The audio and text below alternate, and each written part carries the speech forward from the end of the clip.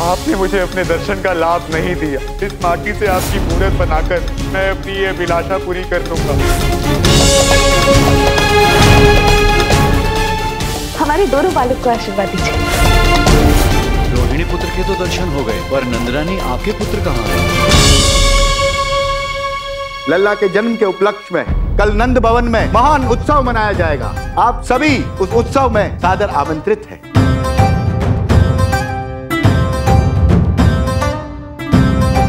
कैसा महान पल है। सृष्टि है कि थमने का नाम ही नहीं ले रही। प्रतीत होता है मानो पृथ्वी लोक स्वर्ग लोक से भी सुंदर हो गई है। आयो रे, आयो रे, आयो रे, आयो रे, आयो रे। आयो मेरा दुलारा, सपनीले नैनों वाला, तुझको निहारे जाऊं। हम सभी देवतागण प्रभु के बाल रूप के दर्शन हेतु अवश्य जाएंगे। रुकिए रुकिए रुकिए, तनिक एक क्षण रुकिए। हमें प्रतीत होता है कि हमें वेश बदलकर आयोजन में जाना चाहिए, अन्यथा आयोजन में विघ्न उत्पन्न हो सकता है। क्यों इंद्रदेव, हम उचित कह रहे हैं ना? आपका कथन उचित है देवर्षि। हम सभी वेश बदलकर ही इस आयोजन में प्रभु के दर्शन करेंगे। पिताश्री सहित सभी देवों को मेरा प्रणाम। पुत्र शनि, तुम यहाँ क्या कर रहे हैं? मैं भी यहाँ विष्णु अवतार की सुंदर छवि के दर्शन करने आया हूँ पिताश्री। नहीं शनिदेव, आपको अभी प्रभु के बाल रूप के दर्शन नहीं करने चाहिए। भगवान के दर्शन के मोह में आप ये भूल गए हैं कि आपकी दृष्टि से उस नन्हे से शिशु पर विपदा आ सकती है। ऐसा नहीं होगा इंद्रदेव, मैं तनिक दूर से ही प्रभु के बाल रूप के दर्शन कर लूंगा। और फिर वो कोई साधारण बालक तो नहीं, स्वयं विष्णु है। मुझे पूरा विश्वास है कि ऐसा कोई अनर्थ नहीं होगा इंद्रदेव। पुत्र शनि, इंद्रदेव का कथन सही है। तुम्हारा हमारे साथ वहाँ चलना उचित नहीं है। आपका आदेश मैं टाल नहीं सकता, किंतु एक प्रश्न है। एक निर्माता के लिए तो उसका हर निर्माण प्रिय होता है, तो फिर ऐसा भेदभाव सिर्फ मेरे साथ ही क्यों? क्यों प्रभु? पापित को दंडित करने का कर्तव्य आपने मुझे सौंपा है, तो इसमें मेरा क्या दोष है? शनिदेव को आपके दर्शन ना करने का आदेश देने वाले वो देवता कौन होते हैं? अब क्या किया जाए रुक्मणी, शनिदेव न्याय के देवता और उनका कार्य ये है कि पाप करने वालों को वो दंडित करें, और इसी कारण उन्हें कठोर होना पड़ता है, क्योंकि वो दंडनायक हैं। उनके वश में केवल दंड देना लिखा है, तो सबकी दृष्टि में उनका चित्रण ऐसा ही है कि वो केवल बुरा कार्य करते हैं, और जो उनकी दृष्टि में आता है उसके भाग्य बिगड़ जाते। माना कि मनुष्य की प्रकृति होती है कि जो दंड देता है उससे भय करता है, परंतु देवता भी उन्हें नहीं समझे, और आप प्रभु, आपने भी ऐसा होने दिया। मेरे होते हुए मेरे भक्त के साथ ऐसा अन्याय मैं नहीं होने दे सकता। घनघोर घटा कर कारे, चुपचाप खड़े मुनिवर सारे। जब धर्म की नैया डूब रही, कर त्राहिमाम मिलके सारे। घनघोर घटा कर कारे, चुपचाप खड़े मुनिवर सारे। जब धर्म की नैया डूब रही, कर त्राहिमाम मिलके सारे। फिर छन से एक आवाज हुई, कानों से होके चित में रुकी। फिर छन से एक आवाज हुई, कानों से होके चित में रुकी। मिश्री सी किलकारी सुन के वृंदावनवासी मुदित हुए। हर्षित सारे मदमस्त हुए। जब नंद के घर में लाल दिखे, जब नंद के घर में लाल दिखे, जब नंद के घर में लाल दिखे। देव होकर भी कितना अभागा हूँ मैं प्रभु। मेरे साथ ऐसा अन्याय क्यों प्रभु?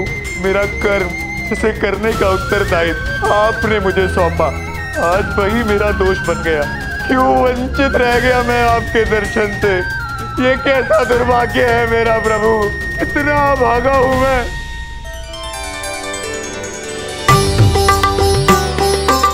यशोदा देवी से बोलिए हम ब्राह्मण हैं और उनके बालक से मिलने आए। यशोदा रानी, द्वार पर ब्राह्मण आए, वो लल्ला के दर्शन करना चाहते हैं। मैं अभी लल्ला को लेकर आती हूँ। चलो लल्ला, ब्राह्मण देवताओं को मैं तुम्हारे दर्शन आपने मुझे अपने दर्शन का लाभ नहीं दिया, तो इसमें आपकी कोई लीला ही होगी। तो क्या हुआ अगर मैं आपके साक्षात दर्शन ना पा सका? इस माटी से आपकी मूर्त बनाकर मैं अपनी ये अभिलाषा पूरी कर लूंगा। मेरा छोटा सा लल्ला इतना भारी क्यों लग रहा है मुझे?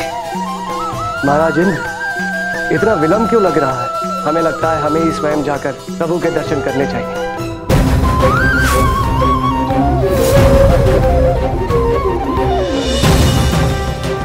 क्या हुआ यशोदा? पता नहीं जीजी, मैं लल्ला को नहीं उठा पा रही। मैं उठा कर देती हूँ। हमारे नन्हे लल्ला में इतना भार कहाँ है? लल्ला तो मुझसे भी नहीं उठ रहा है, ये कैसे हो सकता है? यशोदा देवी, आप अपने बालक को बाहर नहीं लाए, अतः हम स्वयं भीतर उसे मिलने चले आए। कि मेरा सौभाग्य है कि आप स्वयं मेरे लल्ला को आशीष देने आए हैं।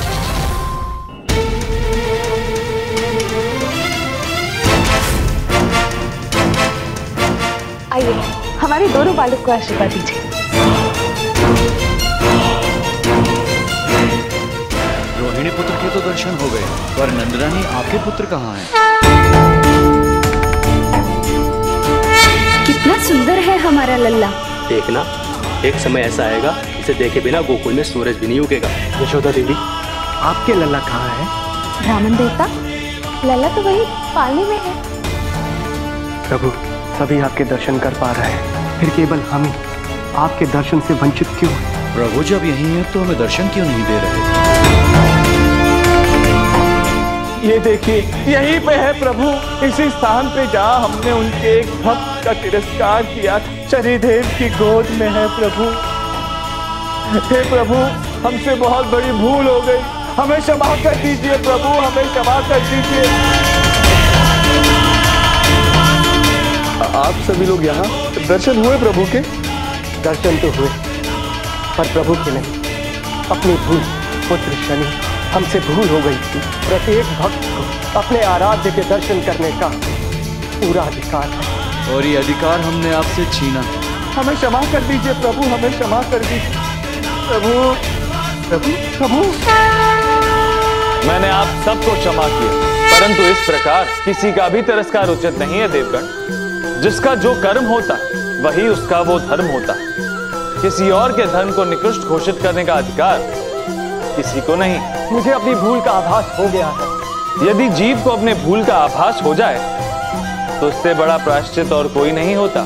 कोई भी धन से, आयु से या संपत्ति से छोटा बड़ा नहीं होता। हर जीव अपने कर्म के पालन से बड़ा होता है, और इसी नाते आज शनिदेव आप सबसे बड़े।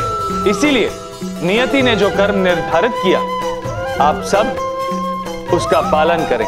यही सबका धर्म है, कल्याण है।